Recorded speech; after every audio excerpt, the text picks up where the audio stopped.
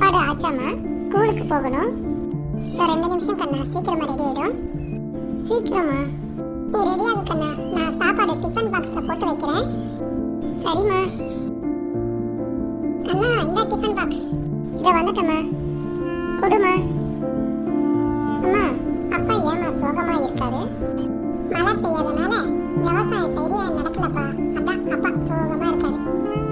அம்மா, நான் படிச்சு பெரிய ஆளாகி அப்பாக்கு நல்ல உதவி பண்ணுவேம்மா. சரி கண்ணா, நீ ஸ்கூலுக்கு போயிட்டு வா. சரிம்மா, வரேன்.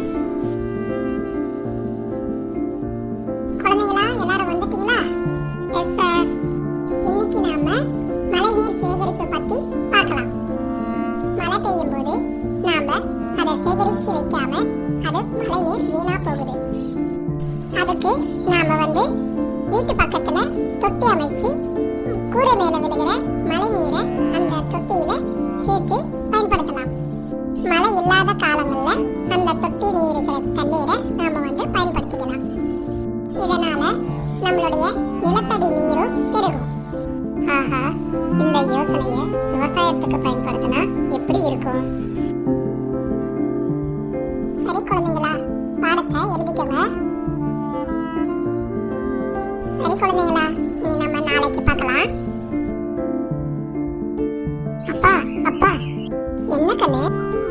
அப்பா, இன்னைக்கு மழைநீர் சேகரிப்பு பத்தி பாடம் எடுத்தாங்கப்பா. அப்படியா கண்ணு? ஆமாப்பா, எனக்கு ஒரு நல்ல யோசனை வந்திருக்குப்பா. என்ன கண்ணு?